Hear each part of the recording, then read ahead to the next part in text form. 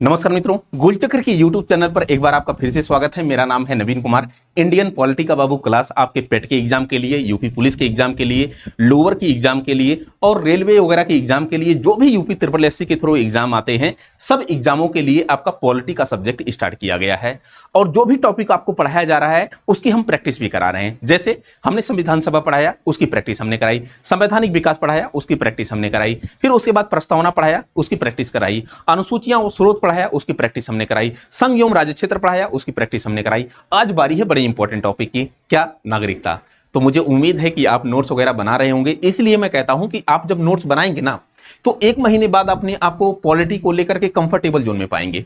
मैं गारंटी के साथ कहता हूं आप कंफर्टेबल जोन में पाएंगे। और अगर 10 क्वेश्चंस पूछता है तो 10 में से 10 मतलब कि 9 की बात मैं नहीं कर रहा हूं, टोटल 10 की बात कर रहा हूं। क्लियर? एक काम करते हैं, नागरिकता को पढ़ने से पहले एक ड्राफ्टिंग करते हैं, ठीक है ना? एक क्या करते हैं? ड्राफ्टिंग। और अगर मैं आपसे एक कहूं कि साहब देश का नागरिक कौन होगा, देश का नागरिक, पहले यहां पर हम लोग पढ़ेंगे क्या, हम लोगों को पढ़ना क्या है, ठीक है ना? तो पहला कि हम लोग जानेंगे कि देश का नागरिक कौन है। देश का नागरिक कौन है? अभी जैसे आपको पता होगा कि माननीय सुप्रीम कोर्ट ने कहा कि पासपोर्ट अगर आपके पास है तो पासपोर्ट आपकी नागरिकता को प्रमाणित नहीं करता, आधार कार्ड भी आपकी नागरिकता को प्रमाणित नहीं करता। कलकत्ता हाई कोर्ट के पास एक जो है व्यक्ति जाता है और अपना ससुरा खतरा खतौनी से लेकर के बंसत तक लेकर के सारे डॉक्यूमेंट्स दे देता है, Aadhaar card, PAN card, voter ID सब कुछ दे देता है। लेकिन कलकत्ता हाई कोर्ट ने कहा कि ये आपकी नागरिकता को प्रमाणित नहीं करता। तो फिर कौन सा डॉक्यूमेंट्स है जो नागरिकता को प्रमाणित करता है ना? कौन सा डॉक्यूमेंट्स है? तो इतने समय स्पेशल इंटेंसिव रिवीजन की प्रक्रिया जो चल रही है, इसलिए आपको एक नागरिक होने के नाते एक नैतिक दायित्व बन जाता है कि आप अपनी नागरिकता के बारे में जानें कि आपका कॉन्स्टिट्यूशन क्या बोलता है, आपके अनुच्छेद क्या बोलते हैं, है ना? बाकी नागरिक कौन है? अगर मैं आपसे पूछूं कि साहब ये संविधान के किस भाग में है, संविधान के किस भाग में है, तो आप बोलोगे कि संविधान का जो भाग 2 है उस भाग 2 में नागरिकता से संबंधित प्रावधान किया गया है, ठीक है ना? तो साहब ये बताइए कि संविधान के किन अनुच्छेदों में है? तो अनुच्छेद 5 से लेकर के अनुच्छेद 11 तक नागरिकता के बारे में उल्लेख किया गया है। कहां से कहां तक? अनुच्छेद 5 से लेकर के अनुच्छेद 11 तक नागरिकता के विषय में उल्लेख किया गया है। एक चीज और भी बताइए, भारत में जो नागरिकता का स्वरूप है वो कैसा है? नागरिकता का स्वरूप, अगर मैं पूछूं कि नागरिकता का स्वरूप कैसा है, तो ये जो स्वरूप है ये एकल नागरिकता का है। कैसा बाबू? आप बताओगे कि साहब ये एकल नागरिकता का है।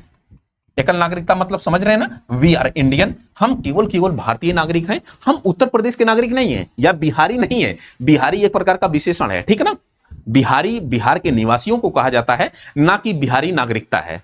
हम सब इंडिया के नागरिक हैं। कहां के नागरिक हैं? भारत के नागरिक हैं। तो हमारे यहां हमारे पास एकल नागरिकता है। दोहरी नागरिकता इंग्लैंड अमेरिका में है। कहां पर है? अमेरिका में। अमेरिका में जैसे भारत में राज्य है ना, वैसे अमेरिका में भी राज्य है। तो अमेरिका में राज्यों की अलग नागरिकता, जैसे कैलिफोर्निया है तो कैलिफोर्निया का नागरिक, अमेरिका का अलग नागरिक, कैलिफोर्निया का अलग नागरिक, मतलब कि वहां पर प्रांतों की भी नागरिकता है और वहां पर केंद्र की भी, अमेरिका की भी नागरिकता है। लेकिन इंडिया में केवल इंडियन नागरिक हैं। यहां पर किसी राज्य की नागरिकता नहीं, राज्य के निवासी हो सकते हैं, नागरिकता नहीं हो सकती है, एकल नागरिकता।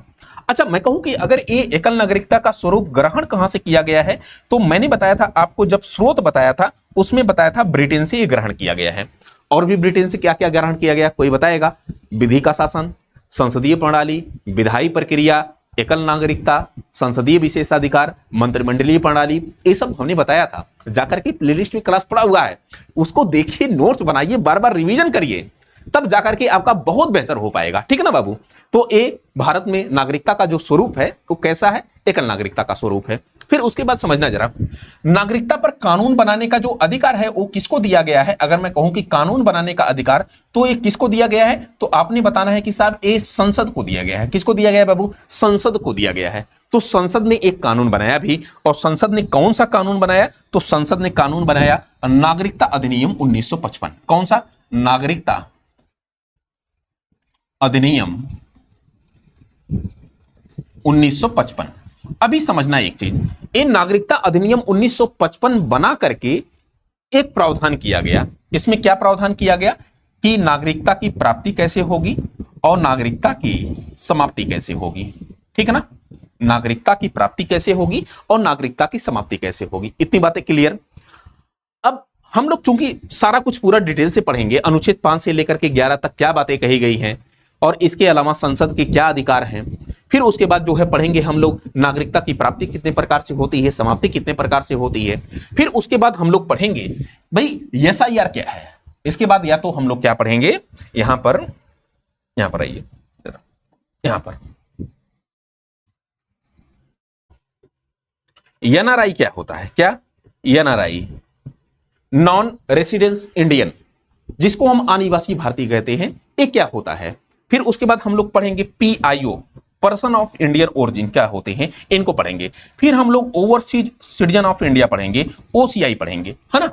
उसके बाद हम लोग पढ़ेंगे एनपीआर पढ़ेंगे, क्या पढ़ेंगे बाबू, नेशनल पॉपुलेशन रजिस्टर पढ़ेंगे। कभी कभी एनआरसी के बारे में पूछ लेता है, इसको भी पढ़ेंगे, एनआरसी नेशनल रजिस्टर्ड सिटीजनशिप, इसको भी लेकर के पढ़ेंगे हम लोग।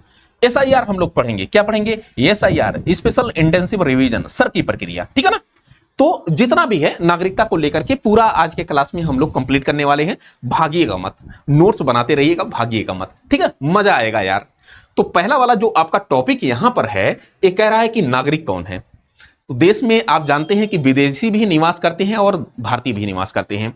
मतलब कि अगर मैं कहूं कि ये अपना प्यारा सा भारत है ना, ये अपना प्यारा सा भारत है, और इस प्यारे से भारत के भीतर अगर आप देखेंगे तो यहां पर आपको विदेशी भी निवास करते हुए मिलेंगे। मतलब कि कोई मल्टीनेशनल कंपनी अगर होगी, आप चले जाइए बेंगलुरु, आप चले जाइए नोएडा, आप चले जाइए जो है मुंबई या दिल्ली, आपको जो है विदेशी काम करते हुए दिखाई देंगे।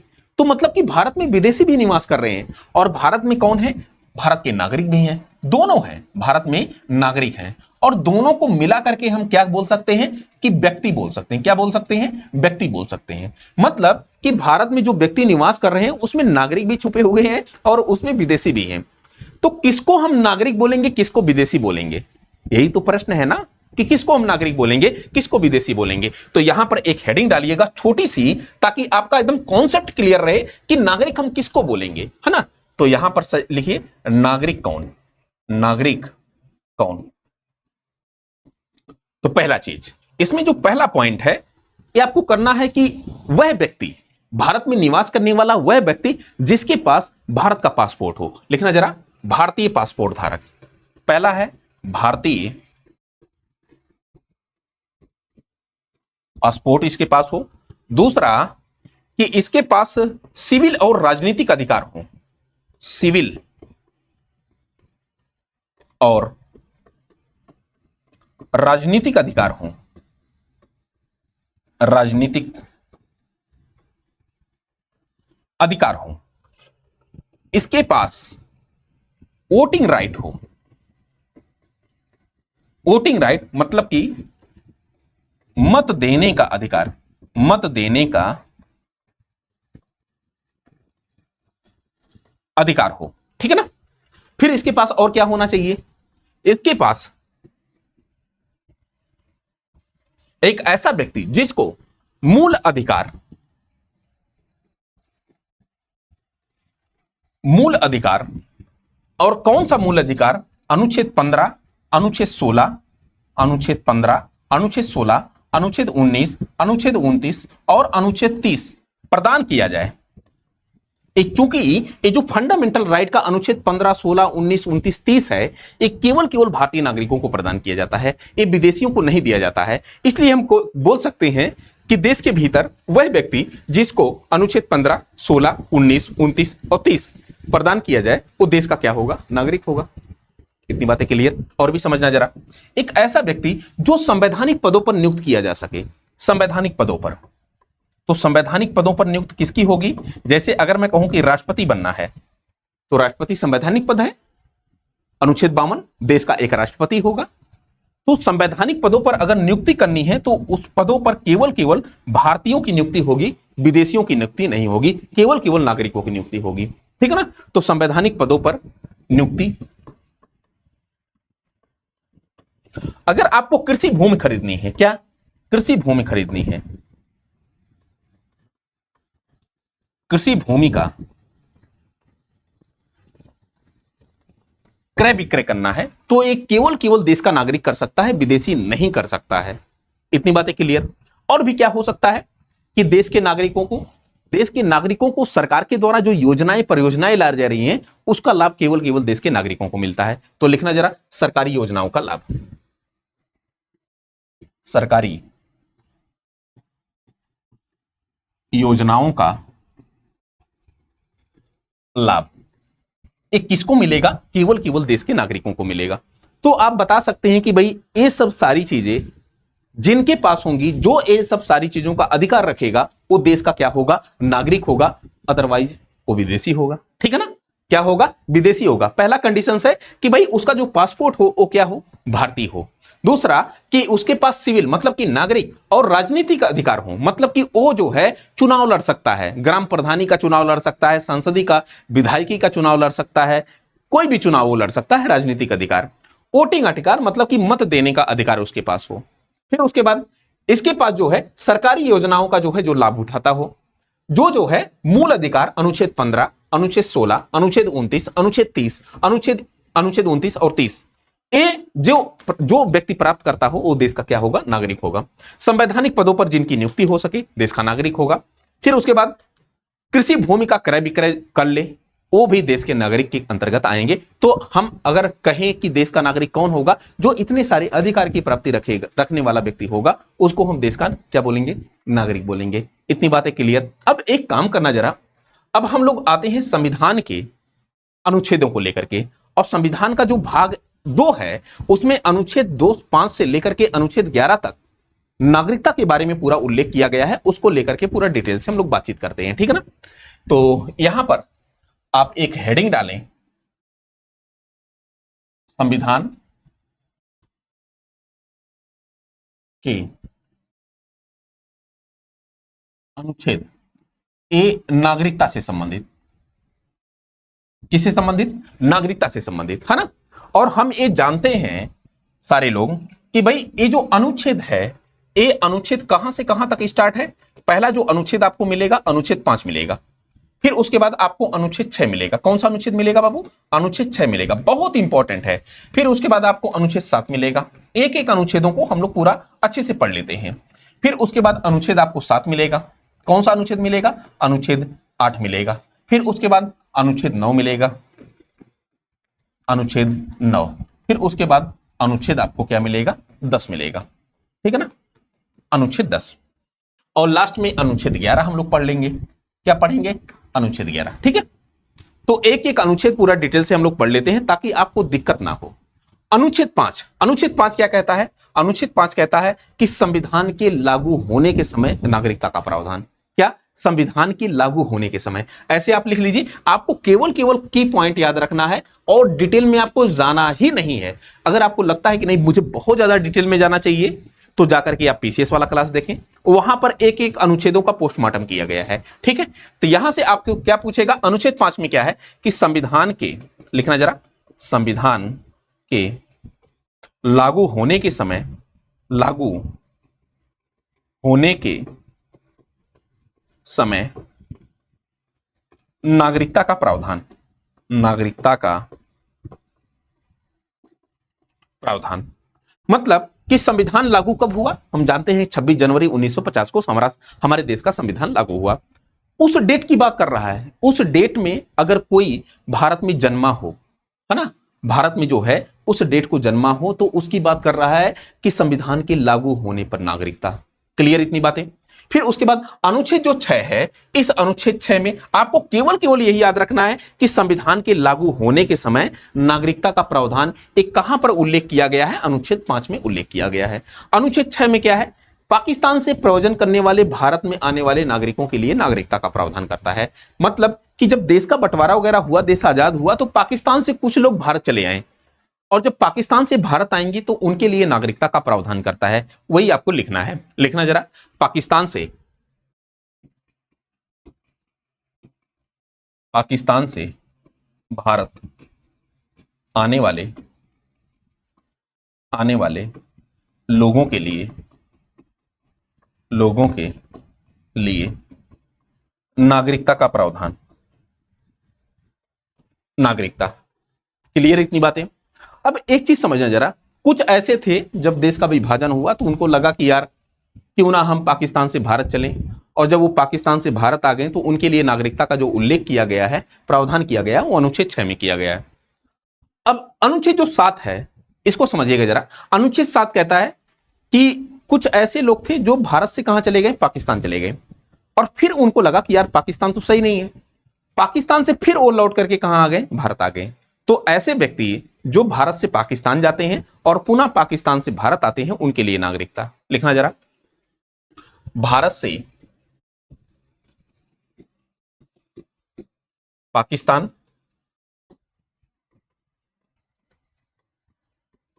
प्रव्रजन करने वाले और पुनः पाकिस्तान से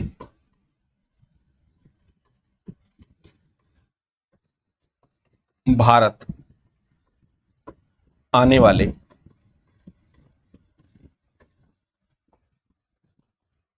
लोगों के लिए नागरिकता का प्रावधान। इतनी बातें क्लियर। ये अनुच्छेद क्या है, 7 है। अनुच्छेद 8 में क्या है, भारतीय मूल के बच्चों के लिए, जो भारतीय मूल के बच्चे हैं, भारतीय मूल की संतानें हैं, ठीक है ना, उनके बच्चों के लिए नागरिकता का प्रावधान करता है। तो यहां पर लिखिए, विदेशों में रह रहे,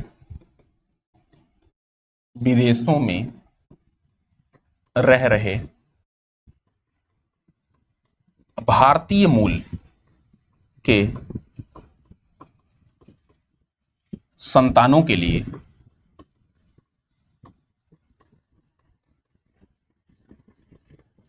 नागरिकता का प्रावधान। क्लियर इतनी बातें।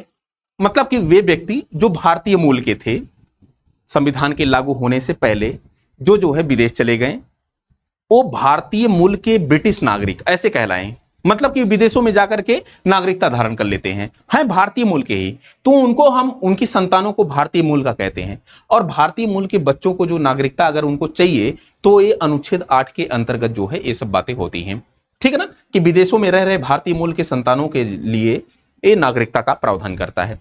अनुच्छेद 9, अनुच्छेद 9 क्या करता है कि अगर कोई देश का नागरिक है, वो अपनी नागरिकता त्याग करके या दूसरे देश की नागरिकता वो लेता है, तो उसकी भारतीय नागरिकता समाप्त हो जाएगी। वही आपको लिखना है, ठीक है ना। अगर कोई नागरिक, यहां पर एकल नागरिकता ऐसे लिख लीजिए, एकल नागरिकता का प्रावधान किया गया है। क्या, एकल नागरिकता। और फिर लिखिए, यदि यदि कोई नागरिक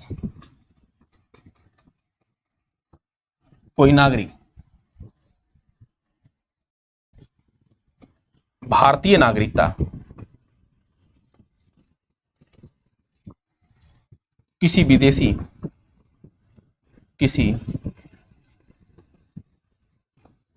विदेशी देश की नागरिकता धारण करता है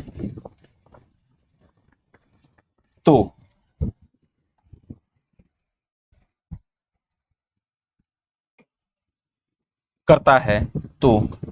उसकी भारतीय नागरिकता समाप्त हो जाएगी।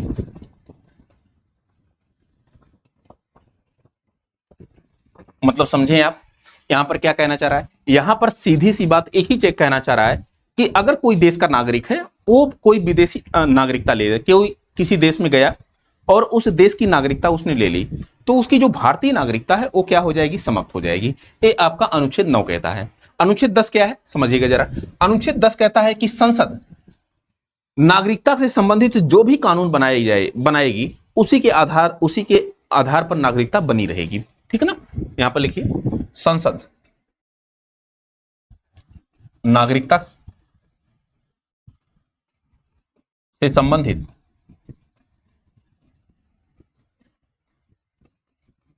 जो भी कानून का निर्माण करेगी उसी के आधार पर नागरिकता बनी रहेगी। उसी के आधार पर नागरिकता बनी रहेगी। ये अनुच्छेद आपका 9 है, ठीक है ना। अब एक काम करना जरा, अनुच्छेद 10 हो गया। अनुच्छेद 11 यहां पर लिखिए जरा, अनुच्छेद 11 यहां पर लिख लीजिए हेडिंग डाल करके। अनुच्छेद 11 क्या है कि नागरिकता की प्राप्ति और नागरिकता की समाप्ति से संबंधित कानून बनाने का अधिकार किसका होगा? संसद का होगा, ठीक है ना। नागरिकता की प्राप्ति और नागरिकता की समाप्ति से संबंधित कानून बनाने का अधिकार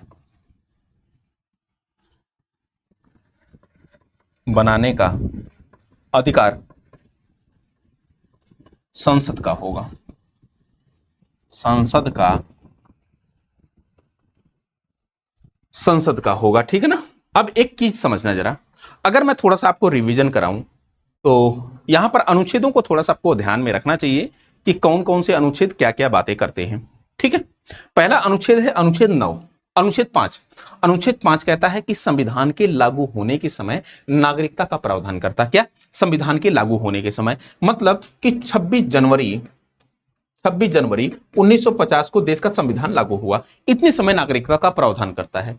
अनुच्छेद 6 क्या कहता है कि पाकिस्तान से जो लोग भारत आ गए हैं उनके लिए नागरिकता का प्रावधान। अनुच्छेद 7 क्या कहता है कि भारत से पाकिस्तान चले गए और फिर जो है पाकिस्तान से भारत आ गए उनके लिए नागरिकता का प्रावधान। और फिर जो है अनुच्छेद 8 क्या कहता है, भारतीय मूल की जो संतानें हैं उनके लिए नागरिकता का प्रावधान। विदेशों में रह रहे जो भारतीय मूल के संतानें हैं उनके लिए नागरिकता का प्रावधान, ये अनुच्छेद 8 कहता है। अनुच्छेद 9 क्या कहता है, एकल नागरिकता का प्रावधान करता है, मतलब कि अगर कोई देश का नागरिक कोई विदेशी नागरिकता धारण कर लेता है तो उसकी भारतीय नागरिकता क्या हो जाएगी, समाप्त हो जाएगी। अनुच्छेद 9। अनुच्छेद 10 क्या कहता है कि संसद नागरिकता से संबंधित जो भी कानून बनाएगी उसी के आधार पर नागरिकता बनी रहेगी। और अनुच्छेद 11 क्या कहता है, अनुच्छेद 11 कहता है कि नागरिकता की प्राप्ति और नागरिकता की समाप्ति से संबंधित कानून बनाने का अधिकार किसका होगा, तो वो संसद का होगा।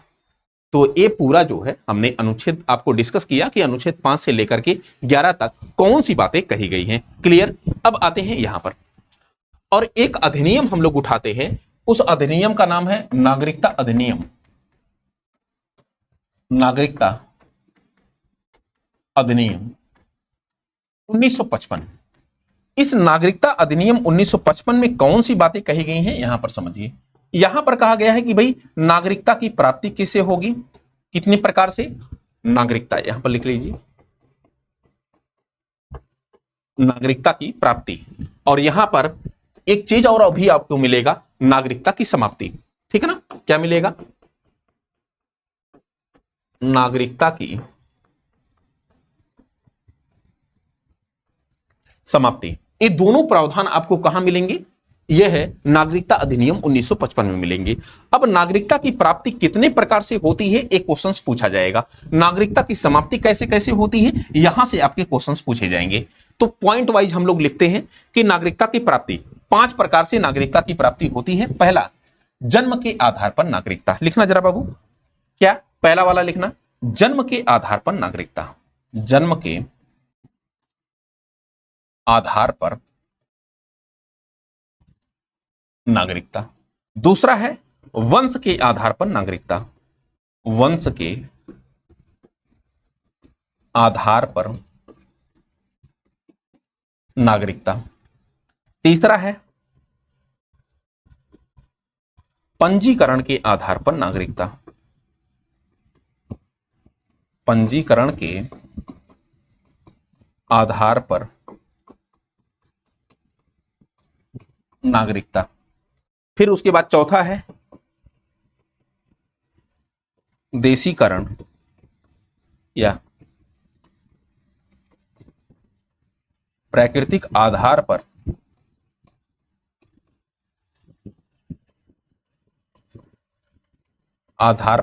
नागरिकता। और एक 5वां नंबर का है क्षेत्र समविष्टि के आधार पर नागरिकता, यहां पर लिखना जरा, क्षेत्र समविष्टि के आधार पर नागरिकता। ये 5 प्रकार से नागरिकता की प्राप्ति होती है। कितने प्रकार से? 5 प्रकार से, ठीक है ना। ये पांचों प्रकार आपके दिमाग में चलने चाहिए कि ये पांचों प्रकार कौन से हैं। पहला है जन्म के आधार पर नागरिकता। ऐसे लिखना जरा, नागरिकता अधिनियम 1955, फिर नागरिकता की प्राप्ति कैसे होती है और नागरिकता की समाप्ति कैसे होती है। नागरिकता की प्राप्ति 5 प्रकार से होती है। पहला कि जन्म के आधार पर नागरिकता, दूसरा वंश के आधार पर नागरिकता, और तीसरा है पंजीकरण के आधार पर, चौथा है देशीकरण या प्राकृतिक माध्यम से नागरिकता, और छठा है क्षेत्र संविष्टि के आधार पर नागरिकता। मतलब कि कोई क्षेत्र अगर बाहर से मिला लिया जाए भारत में, जैसे नेपाल वाला क्षेत्र भारत में मिला लिया जाए, तो जो नेपाल के लोग होंगे ना, केंद्र सरकार की घोषणा से वो भारत के नागरिक कहले जाएंगे, ठीक है।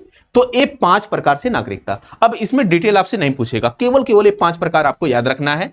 जन्म के आधार पर, वंश के आधार पर, पंजीकरण के आधार पर, देशीकरण या प्राकृतिक आधार पर, और क्षेत्र संविष्टि के आधार पर। क्लियर?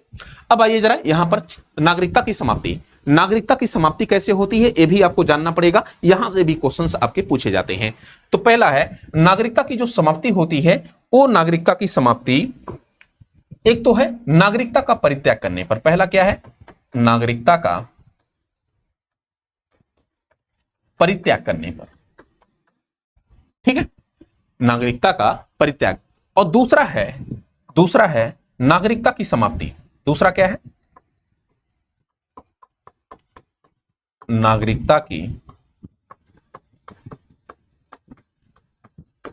समाप्ति। और तीसरा है नागरिकता से वंचित किया जाना। लिखना जरा, नागरिकता से वंचित किया जाना, ठीक है। अब ये नागरिकता का परित्याग क्या होता है, इसको जरा समझिए। ये जो नागरिकता का परित्याग होता है ना, इसमें सीधी सी बात है कि अगर कोई व्यक्ति पूरे होशो हवास में है, अपनी आयु पूर्ण आयु में है, पूर्ण आयु इन द सेंस 18 वर्ष से ऊपर हो, और पूरी उसके पास योग्यता, क्षमता और सोचने समझने की क्षमता है, वो क्या करता है? अपनी नागरिकता का परित्याग कर देता है, नागरिकता के जो है खोने की घोषणा कर देता है। मतलब समझ रहे हैं ना कि जो व्यक्ति इन आधारों पर, मतलब कि वंश के आधार पर, पंजीकरण के आधार पर, देशीकरण या क्षेत्र संविष्टि के आधार पर नागरिकता प्राप्त किया है, जन्म के आधार पर नहीं, इन चारों आधार पर जिसने नागरिकता प्राप्त की है, उसने क्या की कि अपने नागरिकता के जो है परित्याग की घोषणा कर दी कि मैं जो है भारत का नागरिक जो है नहीं होऊंगा। तो अगर ये व्यक्ति पूर्ण क्षमता और पूरी आयु योग्यता के साथ अपने नागरिकता का परित्याग करता है, तो उसकी नागरिकता क्या हो जाएगी? समाप्त हो जाएगी। क्लियर? दूसरा, नागरिकता की समाप्ति। नागरिकता की समाप्ति क्या है कि एक व्यक्ति एक क्या करता है? दूसरे देश की नागरिकता धारण कर लेता है। दूसरे देश की नागरिकता अगर ये धारण करता है, तो इसकी भारतीय नागरिकता क्या हो जाएगी? समाप्त हो जाएगी। अब आपको सोचना चाहिए कि सानिया मिर्जा क्या पाकिस्तान की नागरिकता धारण की थी? नहीं धारण की थी। शोएब मलिक से उन्होंने शादी किया था, लेकिन पाकिस्तान की नागरिकता उन्होंने धारण नहीं की थी, इसलिए भारतीय नागरिकता उनकी समाप्त नहीं हुई। अगर वो पाकिस्तानी नागरिकता धारण करती तो इनकी भारतीय नागरिकता समाप्त हो सकती थी। क्लियर इतनी बातें? तो एक व्यक्ति जब दूसरे देश की नागरिकता धारण करता है, तो उसकी नागरिकता क्या हो जाती है? समाप्त हो जाती है। यहां पर है नागरिकता से वंचित किया जाना। इन नागरिकता से वंचित किया जाना ये क्या है? समझिएगा जरा, नागरिकता से वंचित किया जाना। यहां पर आइए, इसमें कई सारे पॉइंट्स आपको देखने को मिलेंगे। नागरिकता से वंचित किया जाना, पहला पॉइंट इसमें क्या है? यहां पर आपको लिखना पड़ेगा पहला पॉइंट कि वो बिना बताए, कोई भी व्यक्ति है बिना सूचना के 7 वर्ष भारत से बाहर रहना, ये पहला पॉइंट है कि नागरिकता से वंचित कब आपको किया जा सकता है? जब आप बिना सूचना के 7 वर्ष या उससे ज्यादा आप भारत से बाहर रहते हैं। दूसरा कि अगर भारत और पाकिस्तान का युद्ध चल रहा है, मतलब कि भारत का किसी देश के साथ युद्ध चल रहा है और आप शत्रु देश, मतलब कि जिससे युद्ध चल रहा है उसी का सपोर्ट करने लगे, तो भी आपकी नागरिकता जा सकती है। लिखना जरा, युद्ध में शत्रु देश का सहयोग करने पर, युद्ध की स्थिति में शत्रु देश का सहयोग करने पर, इस कंडीशन में भी आपकी नागरिकता क्या हो सकती है? समाप्त हो सकती है। और लिखना जरा, अगर आपने गलत तरीके से नागरिकता प्राप्त कर ली है, गलत तरीके से अगर आपने नागरिकता प्राप्त कर ली है, तो भी आपकी नागरिकता क्या होगी, समाप्त होगी। फिर उसके बाद लिखना, अगर आपका संविधान के प्रति अनादर आपने किया, संविधान का अनादर अगर आपने किया, मतलब कि संविधान का आदर अगर आपने नहीं किया, अनादर किया, उस कंडीशन में भी आपकी नागरिकता क्या हो सकती है, समाप्त हो सकती है। क्लियर इतनी बातें। और फिर एक और पॉइंट्स आपको लिखना है कि अगर आपको जैसे कि पंजीकरण, देशीकरण इत्यादि के माध्यम से अगर आपको नागरिकता मिली, तो पिछले 5 वर्षों में 2 वर्ष की सजा किसी विदेशी देश ने दे दी, उस कंडीशन में भी आपकी नागरिकता समाप्त हो जाएगी। तो यहां पर लिखना जरा, पिछले 5 वर्षों में 2 वर्ष की विदेशी सजा अगर किसी ने देश ने दे दी है, तो भी आपकी नागरिकता क्या हो जाएगी, समाप्त हो जाएगी। ठीक है ना। तो एक कुछ बातें हैं जिसके माध्यम से आप समझ सकते हैं कि आपकी नागरिकता कैसे समाप्त होगी। क्लियर। तो मुझे उम्मीद है कि ये सब सारा कुछ आपको समझ में आया होगा। तो नागरिकता की प्राप्ति हमने बताया और नागरिकता की समाप्ति कैसे होती है इसको भी हमने बताया। क्लियर। कोई यहां तक दुख दर्द नहीं है ना। चलें आगे।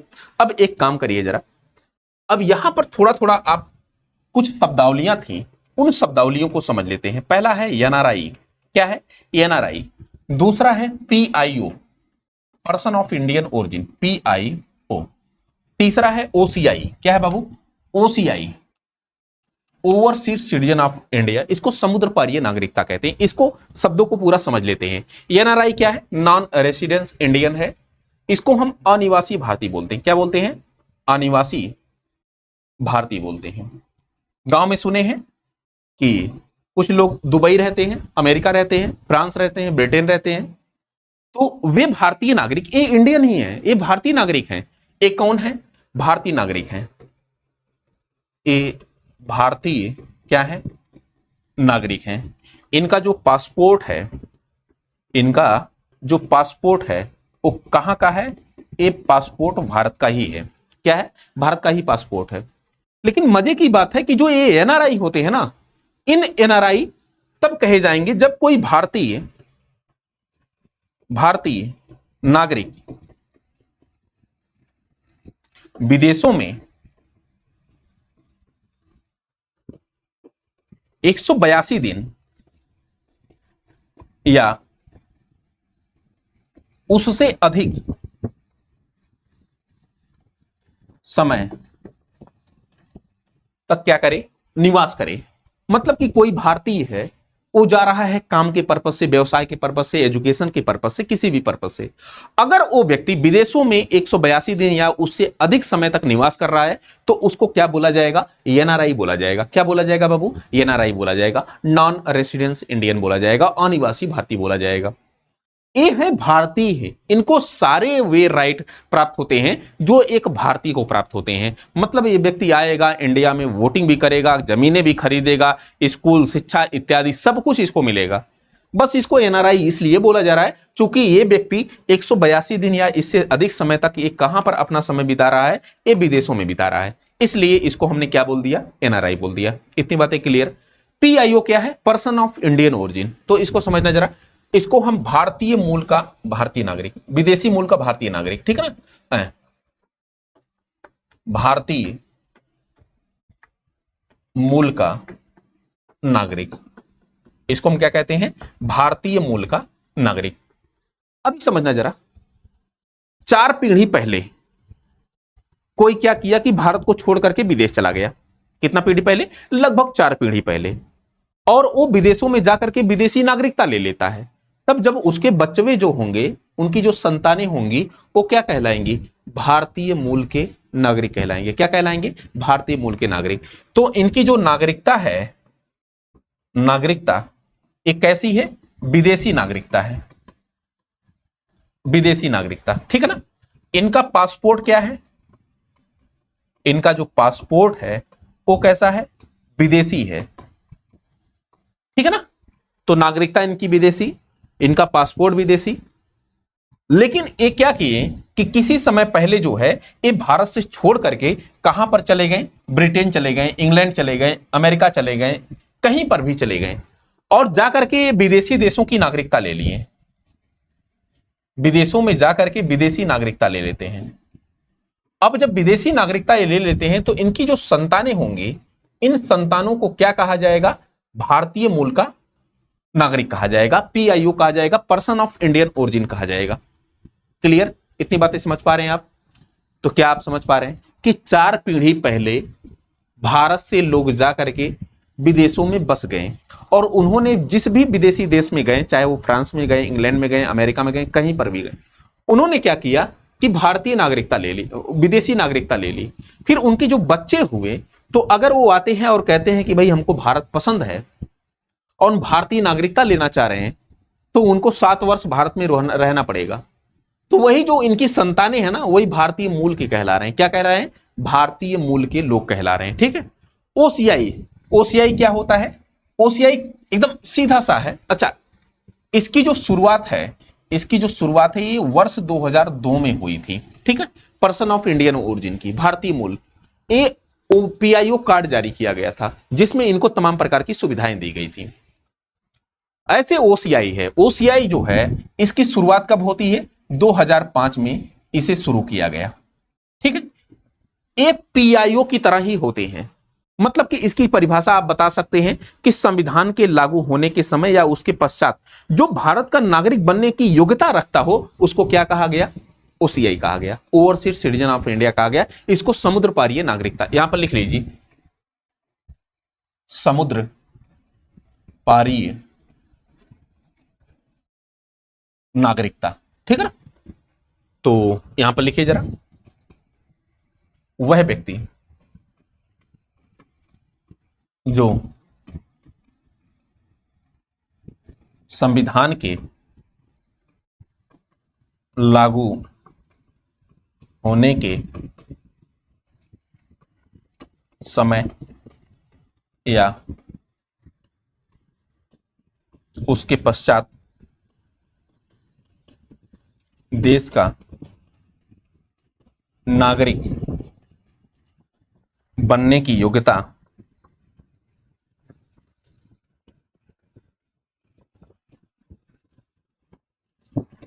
रखता हो वह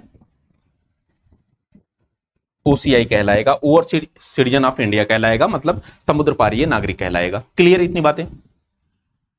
2015 में क्या हुआ? 2015 में PIO, person of Indian origin, और OCI, overseas citizen of India, दोनों को मिला लिया गया। दोनों को क्या कर लिया गया? मिला लिया गया। और मिला करके क्या नाम दे दिया गया? केवल अब ओसीआई कर दिया गया, मतलब ओसीआई कार्ड अब जारी किया जाता है। अच्छा, एक चीज ध्यान में रखिएगा कि जो ओसीआई के अंतर्गत 2 देशों के लोग नहीं आएंगे। एक तो बांग्लादेश, हो सकता है आपसे पूछ ले कहां से, एक तो बांग्लादेश के लोग और दूसरा पाकिस्तान के। मतलब कि पाकिस्तान और बांग्लादेश के निवासियों को ओसीआई कार्ड से बाहर रखा गया है, इनको का बाहर रखा गया है। ठीक है ना? तो बस आपको इतना ही जानना है। एनआरआई क्या होता है? वे भारतीय नागरिक, ये भारतीय नागरिक ही हैं जो विदेशों में जाकर के काम करते हैं, 182 दिन भारत से बाहर रहते हैं, उनको हमने एनआरआई नाम दे दिया। पीआईओ जो भारतीय मूल के लोग हैं, जो 4 पीढ़ी पहले भारत से चले गए विदेशों में और विदेशी नागरिकता ले लिए, तो वे और उनकी जो संतानें हुई वो भारतीय मूल के नागरिक कहे जाते हैं। ओसीआई क्या है? ओसीआई 2005 में शुरू किया गया, 2015 में पीआईओ ओसीआई को मिला करके एक नाम दे दिया गया। और यह वह व्यक्ति होता है जो संविधान के लागू होने के समय या उसके पश्चात भारत का नागरिक बनने की योग्यता केवल रखता हो, उसको हम ओसीआई बोले। ठीक है ना? समुद्र से पार नागरिकता, फिर इसमें बांग्लादेश और पाकिस्तान के जो है लोगों को शामिल नहीं किया जाता, मतलब कि ओसीआई कार्ड नहीं जारी किया जाएगा। तो एक कुछ बातें हैं पीआईओ, ओसीआई और एनआरआई को लेकर के। चलें आगे। अब एक काम करना, जरा हेडिंग डालिए आप। कुछ और शब्द हैं और वे शब्द हैं एनआरसी को लेकर के, एनपीआर को लेकर के, नेशनल पॉपुलेशन रजिस्टर को लेकर के, और एक और है शब्द एनआरसी, एनपीआर, और एक है एसआईआर की प्रक्रिया। ठीक है ना? क्या है? एसआईआर। तो इसको समझना जरा। ये नेशनल रजिस्टर्ड सिटीजनशिप है। क्या है? राष्ट्रीय नागरिक रजिस्टर। ठीक है। तो एनआरसी क्या होता है? जैसे किसी राज्य को ये लगने लगे कि हमारे राज्य के भीतर अवैध रूप से जो है विदेशी नागरिक आ गए हैं। विदेशी क्या आ गए हैं? नागरिक अवैध रूप से आ गए हैं। जैसे कि पूर्वोत्तर में आपको पता होगा कि बांग्लादेश और पाकिस्तान और म्यांमार से कई लोग आ गए।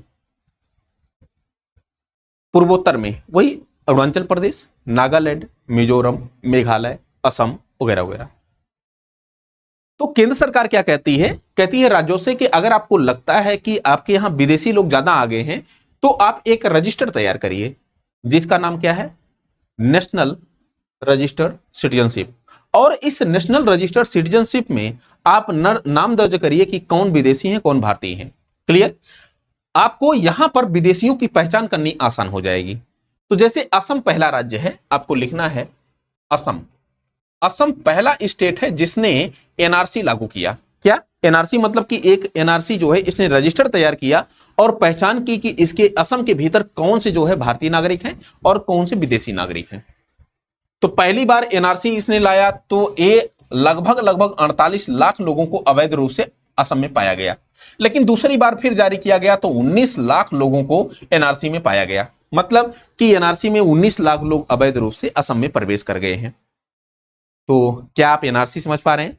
जब किसी राज्य को यह लगने लगे कि हमारे राज्य के भीतर अवैध रूप से घुसपैठिए आ गए हैं और हमारे लोगों की जो है भौतिक संसाधनों पर दबाव बढ़ रहा है, उनकी संस्कृतियां गायब हो रही हैं, उनके सामाजिक स्तर, उनके जो है भौतिक संसाधनों पर अलग प्रकार का दबाव, रोजगार पर दबाव, तो वो क्या करते हैं? इन्हीं विदेशियों की पहचान करने के लिए, अवैध रूप से घुसपैठियों की पहचान करने के लिए एक ठो रजिस्टर तैयार करते हैं, जिसको हम क्या कहते हैं? नेशनल रजिस्टर्ड सिटीजनशिप कहते हैं। क्लियर इतनी बातें? एनपीआर क्या होता है? एनपीआर नेशनल पॉपुलेशन रजिस्टर, राष्ट्रीय जनसंख्या रजिस्टर होता है। तो इसमें नागरिकों की पहचान, मतलब कि इसमें नागरिक और विदेशी दोनों के डॉक्यूमेंट्स जमा होंगे और इनसे पूछा जाएगा कि पिछले 6 माह आप कहां थे और जो अगला आपका 6 माह है, अगला 6 माह आप कहां रहने वाले हैं, है ना? आपके जो है तमाम कुछ डॉक्यूमेंट्स को लिया जाएगा, आपके व्यापार को पूछा जाएगा, आपकी पहचान पूछी जाएगी। वही क्या कहलाता है? एनपीआर कहलाता है, नेशनल पॉपुलेशन रजिस्टर इसको हम कहते हैं।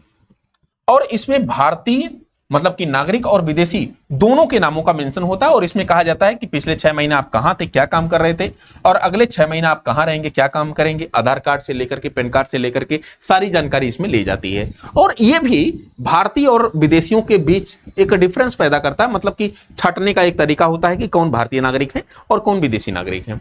एसआईआर क्या है? स्पेशल इंटेंसिव रिवीजन की प्रक्रिया इसको कहते हैं। क्या कहते हैं? Special intensive revision. मतलब कि मतदाता सूची को अपडेट करने का काम किया जाता है। यहां पर क्या? मतदाता सूची, इसको जो है सुधारने का काम किया जाता है। मतलब कि कौन व्यक्ति जो है वो 18 वर्ष से ऊपर हो गया, उसको मतदाता सूची में नाम दर्ज करना है। किसकी डेथ हो गई है भाई, किसकी डेथ हो गई है उसको मतदाता सूची से हटाना है। कौन एक जगह से दूसरी जगह ट्रांसफर हुआ है, उसको जो है यहां से वहां जो है मतदाता सूची में डालना है। कौन अवैध रूप से मतदाता वोटर आईडी बनवा लिया है, उसके जो है उसको छांटना है। तो ये जो प्रक्रिया हो रही है ना, इसको हम एसआईआर की प्रक्रिया कहते हैं, इसको हम स्पेशल इंटेंसिव रिवीजन की प्रक्रिया कहते हैं। क्लियर इतनी बातें? एक पॉइंट और आपका छूटा हुआ है, सीएए। क्या? सीएए, इसको हम सिटीजनशिप अमेंडमेंट एक्ट 2019 कहते हैं। ये 2019 में लाया गया। कब लाया गया? सीएए 2019 में लाया गया। अभी समझना जरा, ये अपना प्यारा सा भारत है और इस प्यारे से भारत से बाहर, मतलब कि इधर आपको पाकिस्तान दिखाई पड़ेगा। क्या? पाकिस्तान दिखाई पड़ेगा। इधर आपको जो है बांग्लादेश दिखाई पड़ेगा, बांग्लादेश। और इधर ही आपको अफगानिस्तान दिखाई पड़ेगा, अफगानिस्तान। कहा गया कि भाई पाकिस्तान, अफगानिस्तान और बांग्लादेश, यहां से अगर 6 माइनॉरिटी कम्युनिटी के लोग अगर भारत आए हैं, कौन कौन से लोग? 6 अल्पसंख्यक समुदाय, 6 अल्पसंख्यक समुदाय। इसमें हिंदू, सिख, ईसाई, जैन, बौद्ध, पारसी, इस 6 माइनॉरिटी कम्युनिटी के लोग हैं। अगर ये पाकिस्तान, अफगानिस्तान और बांग्लादेश से भारत आए हैं, कब आए हैं? 31 दिसंबर 2014 से पहले अगर ये भारत आए हैं इस 6 माइनॉरिटी कम्युनिटी के लोग, तो इनको भारतीय नागरिकता दिए जाने का प्रावधान किया गया है। क्या? भारतीय नागरिकता दिए जाने का प्रावधान किया गया है। आपसे यही क्वेश्चन पूछेगा कि सीएए में कौन से 6 माइनॉरिटी कम्युनिटी के लोग हैं, कहां से ये लोग आए हैं? इन 3 देशों से आए हैं, पाकिस्तान, बांग्लादेश और अफगानिस्तान से। क्लियर? और फिर समझना जरा, ये डेट आपसे हो सकता पूछ ले कि कब से पहले, मतलब 31 दिसंबर 2014 से पहले पहले अगर आए हैं तो इनको भारतीय नागरिक बनाए जाने का प्रावधान किया गया है। अब यहां से पूछ सकता है कि संसद में एक कब पारित हुआ, तो संसद का एक तो लोकसभा सदन होता है, लोकसभा, एक होती है राज्यसभा और एक होता है राष्ट्रपति का हस्ताक्षर, ठीक है ना। तो जो लोकसभा है इसने 9 दिसंबर 2019 को पारित कर दिया इस सीएए विधेयक को कि भाई ये 6 माइनॉरिटी कम्युनिटी के लोग अगर भारत आए हैं, पाकिस्तान, अफगानिस्तान और बांग्लादेश से, इनको नागरिकता दी जाएगी। 11 दिसंबर को राज्यसभा में पास कर दिया गया 2019 को। फिर 12 दिसंबर को राष्ट्रपति का हस्ताक्षर हो जाता है। क्या हो जाता है? 12 दिसंबर को राष्ट्रपति का हस्ताक्षर। तो ये डेट पूछा गया है, आपसे हो सकता पूछ ले, तो इस डेट को भी आपको याद रखना है, ठीक है ना। और फिर आपको और क्या याद रखना है, एक चीज और याद, ये लागू कब हुआ? तो 11 मार्च 2024 को एक क्या होता है? लागू होता है। इस डेट को अभी आपको याद रखना है। तो एक कुछ बातें हैं जो सीए से संबंधित थी, तो सारा कुछ हमने नागरिकता से संबंधित जो कुछ भी था सब कुछ पूरा डिटेल से और फैक्टों के साथ हमने कंप्लीट किया है। अब आप नागरिकता से संबंधित जो भी क्वेश्चंस देखेंगे वो क्वेश्चंस आपके 101% हो जाएंगे, कोई भी क्वेश्चंस आपका छूटेगा नहीं, ठीक है ना। तो मिलते हैं कल, नागरिकता से संबंधित जो क्वेश्चंस आए हुए हैं उसको दिखाते हैं और फिर हम लोग आएंगे मौलिक अधिकारों पर। तो थैंक यू सो मच, शुक्रिया।